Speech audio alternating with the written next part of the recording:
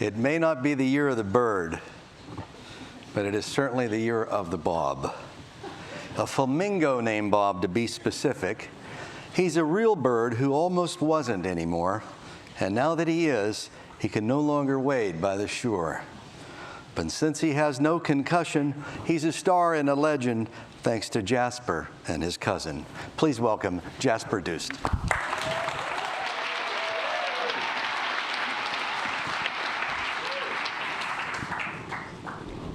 Thank you, Vince. There was poetry there. Wow. I never really expected to be here on this stage showing a bunch of family pictures, really. But I guess that's what I'll be doing. Last year, my wife and I decided to take our two little girls on a holiday to the island of Curacao, a small island north of the coast of Venezuela. And it's the country where my father's born, and also home of two of the most striking family members you can imagine, my cousin Odette and Flamingo named Bob. It's not very easy to spot flamingos on the island, not only because they like to hide themselves behind these big logs, but flamingos, they don't breed on the island. They come there just to forage, and on a good day you can find around 300 to 500 flamingos walking around over the salt pans in search of food before they fly back to Venezuela or the neighboring island of Bonaire. And this very individual made a terrible mistake while doing so. He crashed into the Hilton Hotel Curacao, ended up beside the swimming pool with injured left wing and a concussion. And he was very fortunate that my cousin Odette was in the area as that happened. She's a veterinarian. She specialized in treating birds, and she took him to the practice and started the rehabilitation process. You might wonder what linkerpoot means. It's the opposite of rechterpoot in Dutch. I was so happy that I was able to do that after a terrible accident that I had 2 days ago doing a split with bad consequences, but I can move again. So linkerpoot means left foot, and the reason I'm showing this x-ray of the injured bird is because Odette discovered during the rehabilitation process that the bird had developed arthritis in both of his legs. And that had some serious consequences. First of all, I don't know if you ever paid attention to a flamingo walking, but they have this elegant way of moving on those high stilts. And when they lift their feet, they fold it, and then when the foot goes down, they spread it out again. And because of the arthritis, the flamingo was not able to flex anymore, which made walking impossible. So when he would walk, he would walk on his heels, and sometimes you could see he was in terrible pain. Second of all, flamingos use their feet for their feeding behavior. They do this backward shovel, which I'm not going to demonstrate. Odette refers to it as the moonwalk, and they do this to stir up the crustaceans and the algae that they like to filter out using their phenomenal, beautiful, but oddly shaped bill.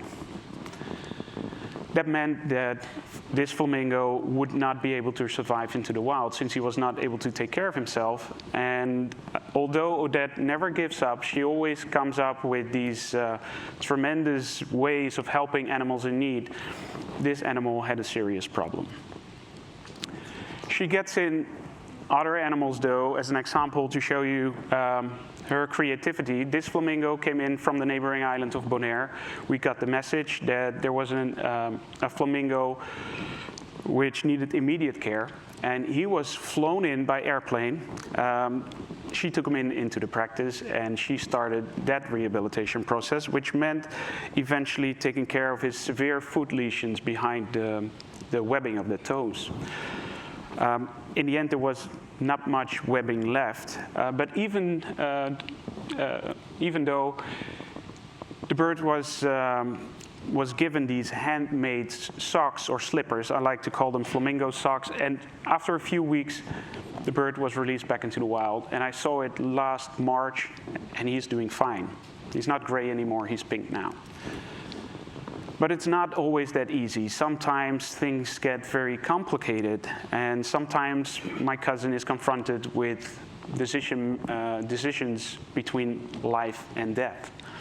And when that question raised to the surface, when this flamingo flew into the Hilton Hotel, she didn't hesitate. The bird was kind of tame, she noticed, and she decided to take him in and make him part of the family, which she now shares with 70 plus other animals.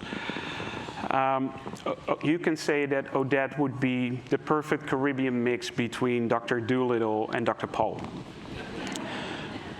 She has a big heart, and that's something I really admire about her, because it doesn't make her life always easy. But let me stop here for a minute, because when I went to visit my cousin for the first time, I didn't have all this information that I've given you until now.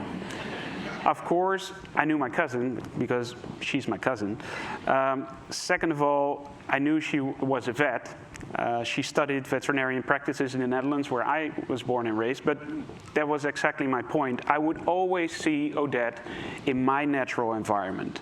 And I'd only been to the island one time before, a long time ago, and I didn't really have memories of that. So when I decided to go back to the island to visit my family, to discover more about my family's roots, and take the occasional picture to decorate her veterinary practice, I had no idea what I would walk into.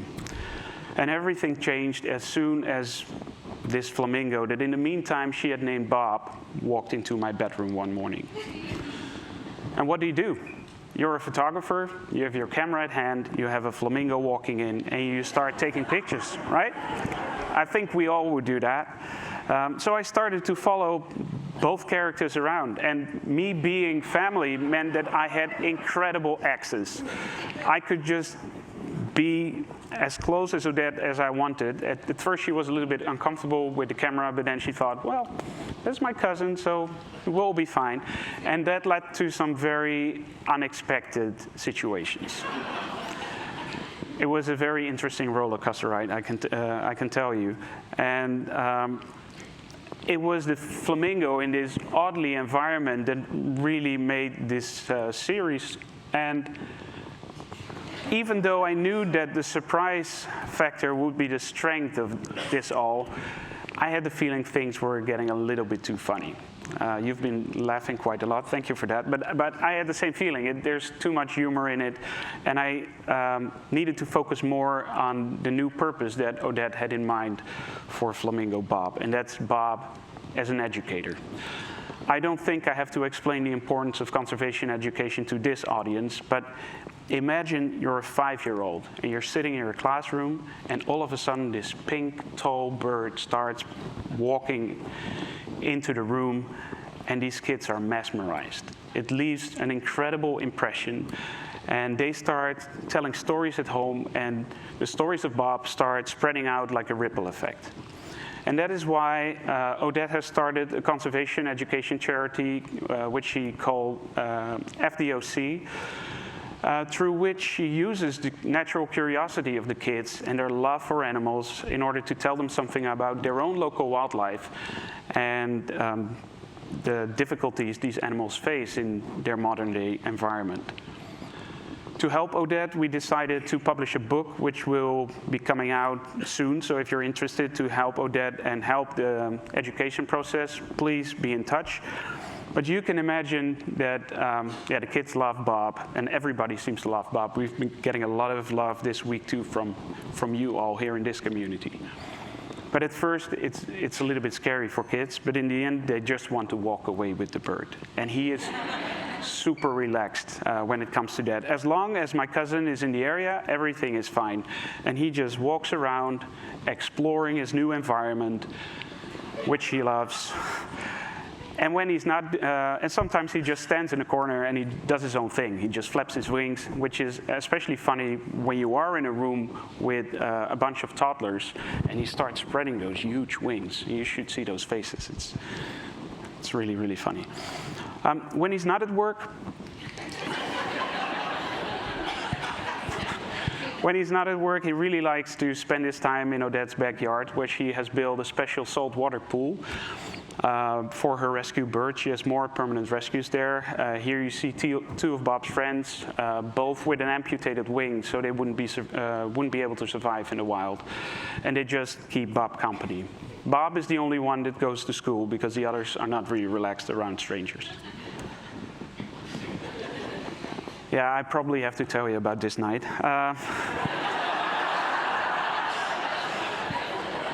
We were having this family barbecue, and when she is at home, she just leaves the door of the bird room open, and Bob would walk outside, and he would walk into the pool where he would start splashing around.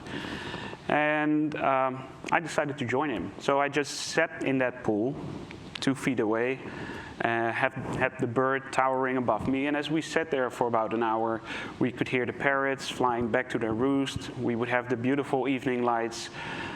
We would feel the warm breeze, and we would play Bob Marley's Three Little Birds, which made it the perfect pool party ever. So this all might sound like a lot of fun, which it really is, but there is a serious side to it as well, of course, because Odette and I would rather see Bob back into the wild, which is impossible, but it's still difficult to accept because that's where he should be. That's where he belongs.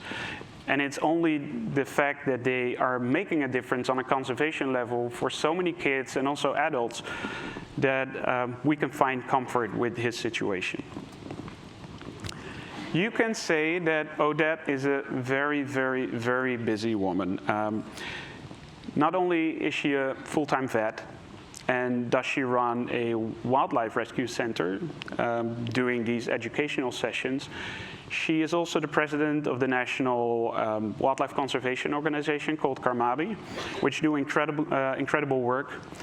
I didn't mention she was also a single mom taking care of a 16-year-old, and she's also a PhD candidate doing some research that I still find difficult to describe about bats in the Caribbean and how they spread diseases. She is an amazing woman that I'm incredibly proud of, but I'm always wrecked.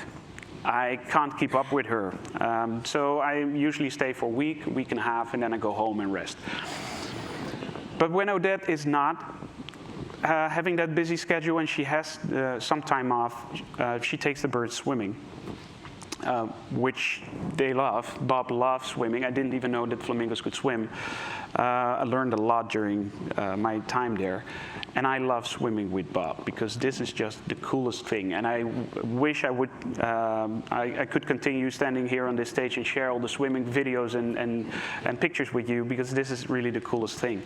And at the same time, it's also therapeutic for his arthritic feet. It releases pain. So it's great when we have some time to do all this.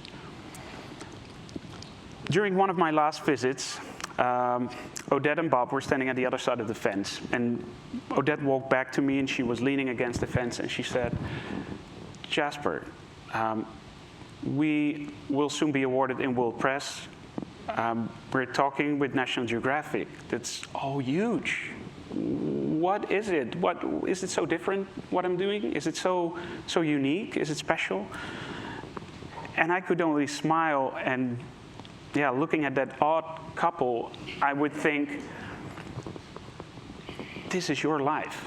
It's her daily life, and she doesn't see it as something special. But this might not be your daily life. It certainly isn't mine. And I realized that her story is a story of empathy. Empathy being the starting point of initiating positive change, which actually is very beautiful and unique in this polarized world. It's all about love, and yeah, they are incredible. And I think all the stories about love should be spread. So I think she has a story that's worth being told. I feel very privileged to be able to tell this story through my work and to find her work and my work being united as one. And who would have thought that my linkerpoot and my rechterpoot would be an opening spread in an upcoming article for National Geographic, which for which I can only be very, very thankful. Thank you so much.